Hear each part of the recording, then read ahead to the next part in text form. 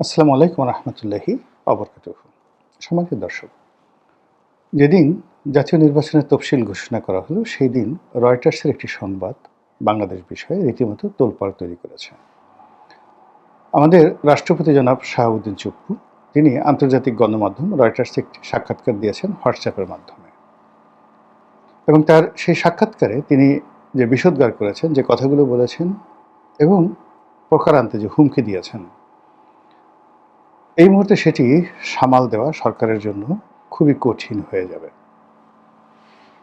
এবং সরকার যেভাবে সবকিছু সহজ মনে করেছিল, বা সরকারের সাথে যারা সমর্থক গোষ্ঠী রয়েছেন তারা যেভাবে সবকিছু একেবারে জলবৎ তরণং তরলং জলবৎ তরলং জলের মতো একদম পাতলা সহজ সরল এরকম মনে করেছিল, আসলে ঘটনাটা ওই রকম নয়। জনাব শাহাবুদ্দিন চুপ্পুর সম্পর্কে আমি বেশ কয়েকটি ভিডিও করেছিলাম।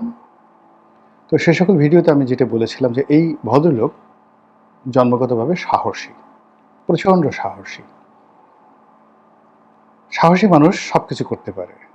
তিনি একজন মুক্তিযোদ্ধা, এবং যখন বঙ্গবন্ধুর ৭৫-এর ১৫ই আগস্টের পর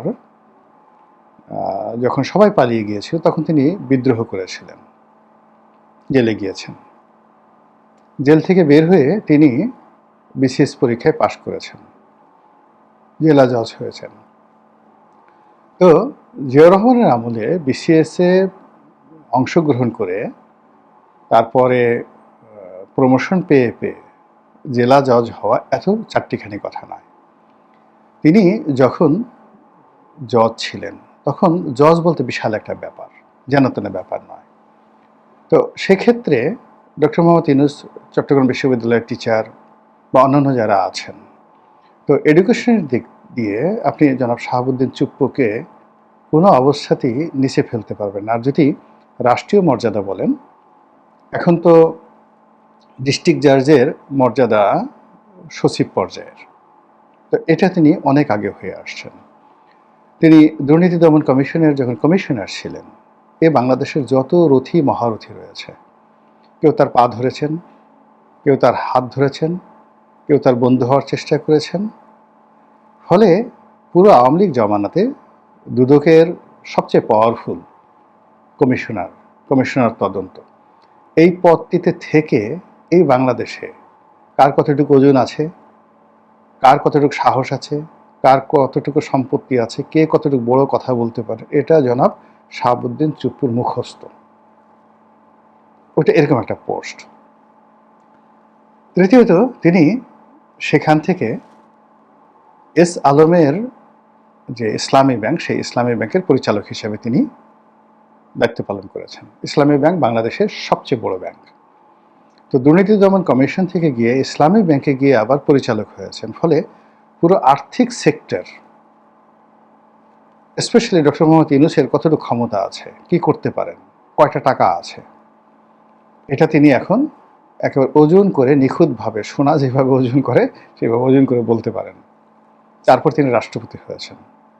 রাষ্ট্রপতির চেয়ারটা এরকম, তার প্রোটোকলের জন্য একজন মিলিটারি সচিব আছেন, মেজর জেনারেল পদমর্যাদার অথবা লেফটেন্যান্ট জেনারেল পদমর্যাদার। তার একজন ব্যক্তিগত সচিব আছেন, তিনি সচিব পদমর্যাদার। তার কাছে যারা যায় বাই প্রোটোকলে প্রধান বিচারপতি যান। বিচারপতিদের অপসারণ ক্ষমতা তার হাতে। দুর্নীতি দমন কমিশনের বার্ষিক প্রতিবেদন তার কাছে জমা দিতে হয়। প্রধানমন্ত্রীকে তার সাথে গিয়ে দেখা করতে হয়। এবং আওয়ামী লীগ জামানাতে এই জিনিসগুলো তিনি ভোগ করেছেন। ফলে এই রাষ্ট্রের বড় বড় চেয়ারে বসে, তিনি প্রধানমন্ত্রী নন, কিন্তু প্রধানমন্ত্রী তো তার সামনে গিয়ে বসেছেন, তাকে গার্ড অব অনার দিতে বাধ্য হয়েছেন। আগে তিনি গিয়েছেন, প্রধানমন্ত্রীর পিছনে গিয়েছেন। তো শেখ হাসিনার মতো মানুষ যদি শাহাবুদ্দিন চুপ্পুর সামনে গিয়ে মহামান্য রাষ্ট্রপতি বলতে পারে, সেখানে এখন মানে এই অন্তর্বর্তীকালীন সরকারের প্রধান, আমি আর বললাম না, আপনারা বুঝে নেন বাকিটা। তো সেই অর্থে শাহাবুদ্দিন চুপ্পুর এই কাহিনী বলার অর্থ যে তাকে আপনি যত ইজি মনে করেছেন, যত চুপচাপ মনে করেছেন, আসলে তিনি তত চুপচাপের মানুষ নন। তার নির্বাচনী এলাকায় গিয়ে খোঁজ নিয়ে দেখেন, অত্যন্ত জনপ্রিয়। একেবারে ছাত্র বয়স থেকেই মানে মাটি এবং মানুষের রাজনীতি তিনি করে আসছেন। রাস্তায় বসেন এবং মানুষের সাথে বন্ধুত্ব করেন এবং রাষ্ট্রপতি হওয়ার পরেও তার সেই বন্ধুত্ব তিনি বজায় রেখেছেন। Public oriented, he is a grateful man. তার ব্যক্তিগতভাবে তাকে যত খারাপ বলেন, দুর্নীতিবাজ বলেন, যা কিছু বলেন না কেন, কিন্তু তিনি যে একজন কৃতজ্ঞ মানুষ। কৃতজ্ঞ মানুষ মিন্স তার জন্য যারা যারা করেছে সবার কথা তিনি স্মরণ রাখেন এবং সেই সম্পর্ক তিনি বজায় রাখেন। তো সেই মানুষটিকে আপনি ওজন করতে পারেননি। আপনি যদি প্রথম দিন তাকে বের করে দিতেন, ইট ওয়াজ এ গুড ডিসিশন। কিন্তু তারা সেখানে রেখে অপমান করেছেন, কষ্ট দিয়েছেন, তাকে বারবার ভয় দেখানোর চেষ্টা করেছেন, কিন্তু ভয় পাওয়ার মানুষ না। তিনি ভয় না পেয়ে অপমানিত হয়েছেন। তাকে নির্বিষ করার চেষ্টা করা হয়েছে, তার মিডিয়া কেড়ে নেওয়া হয়েছে। কিন্তু তার মিডিয়া কেড়ে নেওয়ার পরেও তিনি কি করে রয়টার্সের সাক্ষাৎকার দিলেন? আর এই যে ৬-৭ মাস যাবৎ সে চুপচাপ থেকে রয়টার্সে একটা সাক্ষাৎকার দিয়ে এখন সারা দুনিয়া তোলপাড় করে ফেলছেন। রয়টার্সের সাক্ষাৎকার বাংলাদেশের সব পত্রিকায় ছাপাতে বাধ্য, তারা ছাপিয়েছে, মাসে চাকরি থাকবে না।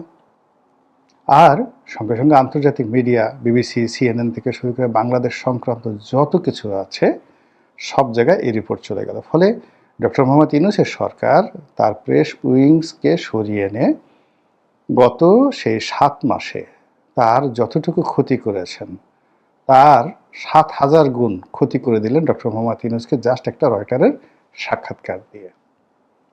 তো he is not a simple man. এখন এই সময়টিতে এসে তিনি এই রয়টার্সের সাক্ষাৎকার দিয়ে তিনি বললেন যে আমি অপমান বোধ করেছি, আমি চলে যেতে চাই, আমার দায়িত্ব এবং কর্তব্য আছে, এই জন্য ইলেকশনটি পর্যন্ত আমি অপেক্ষা করব, এরপর আমি চলে যাব, এটা আমার ভালো লাগছে না। এরপর তিনি যে জিনিসগুলো বলেছেন সেটা হলো সরাসরি ডক্টর মোহাম্মদ ইউনূসকে আক্রমণ করেছেন, নজিরবিহীন। বলেছেন যে তার ব্যবহারে বা এই সরকারের ব্যবহারে তিনি ভীষণ রকম অসন্তুষ্ট, তার যে প্রাপ্য সম্মান মর্যাদা তিনি পাননি, তার অধিকার হরণ করা হয়েছে এবং তিনি তার দপ্তর থেকে চিঠি দিয়েছেন, সেই চিঠির উত্তর এই সরকার দেয়নি। আর তার কাছে যে সকল চিঠিপত্র এসেছে সেই চিঠিও তার কাছে হস্তান্তর করা হয়নি। তার অনেকগুলো বিদেশ সফর ছিল যেটি রাষ্ট্রীয় প্রোটোকলে বিদেশ থেকে এসেছিল, বিভিন্ন সংস্থা, রাষ্ট্র তাকে সেখানে নিমন্ত্রণ বা আমন্ত্রণ জানিয়েছিল। এই খবরগুলো পর্যন্ত তার কাছে পৌঁছানো হয়নি। রাষ্ট্রীয় যে সকল প্রোটোকল আছে সে সকল প্রোটোকলে তার যেখানে যাওয়া দরকার সেখানে তাকে যেতে দেওয়া হয়নি। যেমন ধরুন সেনাবাহিনীর রাষ্ট্রপতির কুচকাওয়াজ হয়, নামটা হলো রাষ্ট্রপতির কুচকাওয়াজ, কিন্তু রাষ্ট্রপতি নেই। কেন এরকম হলো? এই জিনিসগুলো নিয়ে তিনি প্রশ্ন করেছেন। ঠিক এমন একটা সময়টিতে যখন সব কিছুই একটা বেহেশত দোজখের মাঝামাঝি জায়গাতে আছে। তিনি যে কয়বারই কথা বলেছেন সবগুলো কথা কিন্তু আগামীর জন্য গিলোটিন হয়ে আছে। আমি আবার বলছি, তিনি কিন্তু সাধারণ মানুষ নন। তার মেধা, তার যোগ্যতা অন অ্যাভারেজের চেয়ে বেশি। তিনি বলেছেন একবার, ক্ষুদ্র একটা ব্যাপার, মানবজমিনের মতিউর রহমান চৌধুরীকে চা খাওয়ার জন্য দাওয়াত দিয়েছেন, কথা প্রসঙ্গে একেবারে ভালো মানুষের মধ্যে জাস্ট একটা গুপ্ত তথ্য দিয়েছেন যেটা একটা সাংবাদিক কখনো গোপন রাখতে পারে না। তিনি জানেন এটা। কি বলেছেন তিনি? তিনি বলেছেন যে শেখ হাসিনা যে পদত্যাগ করেছেন আমার কাছে তো কোনো পেপার নেই, কোনো পেপার আসেনি। বোঝার চেষ্টা করেন। তা আমার কাছে কোনো পেপার আসেনি, ফাইলে নাই, তাহলে শেখ হাসিনা পদত্যাগ করলো কার কাছে, কোথায়? এই গেল এক। ফলে এখন শেখ হাসিনা পদত্যাগ করেছেন, আগে যেটা আওয়ামী লীগ বলতো প্রধানমন্ত্রী নাই, আছে, মানে একটা জটিল, ওই যে একটা বক্তব্য দিয়ে যে জটিল অবস্থা তিনি তৈরি করে ফেলেছেন, সেই জটিল অবস্থা মানে আগামীতে কোর্ট কাছারিতে সেটেল হবে, এটি লিখে রাখেন। মানে ভবিষ্যতের যারা মানে মানে গিলোটিন তো আপনারা জানেন, একটা গিলোটিন মার্কা তিনি চাল দিয়ে রেখেছেন এবং বক্তব্য দিয়ে রেখেছেন। বেশি কথা বলার দরকার নাই তো, আমাদের মতো সারাদিন বকর বকর করার দরকার নেই তো, একটা বললেই হয়ে গেল। এরপর তিনি আরেকটি কর্ম করেছেন, সেটি হলো যখন সরকার গঠন নিয়ে আলাপ আলোচনা হচ্ছিল, সরকার কিভাবে হবে ইত্যাদি ইত্যাদি সবকিছু, সবাই দিশেহারা। এবং ওই মুহূর্তে যারা এটা নিয়ে দৌড়াদৌড়ি করছিল তাদের কিন্তু আসলে প্র্যাকটিসিং ল, সংবিধান এবং রাষ্ট্র সম্পর্কে খুব ভালো অভিজ্ঞতা ছিল না, কারোরই নাই, এখনো পর্যন্ত নাই। ঠিক সেই জায়গাতে তিনি খেলে দিয়েছেন।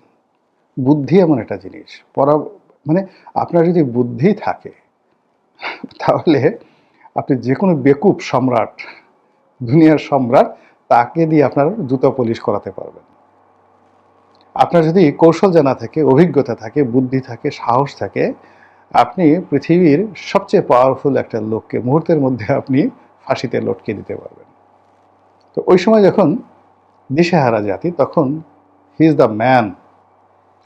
সবাইকে বুদ্ধি দিল যে আপনারা সুপ্রিম কোর্টে রেফারেন্স চান 106 অনুচ্ছেদ অনুযায়ী। সবাই বলল হাই হাই, এসে তার ভালো কোনো বুদ্ধি নাই। সবাই বলল মহামান্য রাষ্ট্রপতি আপনি সেটা করেন। এই 106 অনুচ্ছেদে সেই সুপ্রিম কোর্টে রেফারেন্স চাওয়া হইল এবং সেটি করার জন্য তড়ি ঘড়ি করে, মানে রাষ্ট্র গঠনের আগে, সরকার গঠনের আগে অ্যাটর্নি জেনারেল নিয়োগ দেওয়া হলো এবং এমন একজনকে অ্যাটর্নি জেনারেল নিয়োগ দেওয়া হলো একেবারেই তরুণ। এই অ্যাটর্নি জেনারেলের অফিস, তারপরে মানে তিনি নির্বাচন করবেন ভালো লয়ার, আমার খুব মানে কাছের মানুষ, কিন্তু এই রাষ্ট্রীয় যে কুটচালগুলো রয়েছে, বিচারিক যে কুটচালগুলো রয়েছে, ওটা এখন তিনি যেভাবে বুঝেন ওই সময়টাতে তিনি বুঝে উঠতে পারেননি। ফলে কি হলো, 106 অনুচ্ছেদ অনুযায়ী একটা রায় চলে গেল, সে অনুযায়ী সরকার গঠিত হলো। এখন লোকজন প্রশ্ন করছে, ভালো কথা, 106 অনুচ্ছেদ অনুযায়ী যে রায়টা হলো সেই রায়ের রেকর্ড সুপ্রিম কোর্টে থাকবে। সুপ্রিম কোর্ট তো বেসিক্যালি কোর্ট অফ রেকর্ড, তো সেখানে তো সব কিছু সংরক্ষিত থাকবে, কোথায় রেকর্ড? প্রধান বিচারপতি তখন যিনি ছিলেন তিনি তো ক্যান্টনমেন্টে বন্দী ছিলেন বা ক্যান্টনমেন্টে পালিয়েছিলেন, ক্যান্টনমেন্টের জিম্মায় ছিলেন। আরও একজন বিচারপতি তিনিও সেখানে ছিলেন। তো এরকম একটা রেফারেন্স দেওয়ার জন্য একটা ফুল কোর্ট, অ্যাপিলেট ডিভিশনের ফুল কোর্ট একটা বিচারপতিদের বৈঠক দরকার। সেই বৈঠকটা কবে হয়েছে, আর সেই বৈঠকে বিচারকদের স্বাক্ষর কোথায়, এবং সেটা সুপ্রিম কোর্টের কোন ফায়দা আছে? নাই। বোঝার চেষ্টা করেন 106 অনুচ্ছেদের এই সরকার গঠন নিয়ে আগামীতে যখন আলোচনা হবে, চুপ্পু সাহেব কী খেলাটা খেলে দিয়েছেন বোঝার চেষ্টা করুন। তো সেই মানে 106 অনুচ্ছেদ নিয়ে জনাব চুপ্পু সাহেবের খেলা, শেখ হাসিনার পদত্যাগ নিয়ে তার খেলা, এবং সর্বশেষ এই রয়টার্সে তার সাক্ষাৎকার, এই তিনটি খেলা, গেম ইজ ওভার। এখন সরকার খুব বুদ্ধিমান, বিশ্ব খেলোয়াড়, খুব ঘন ঘন কথা বলেন।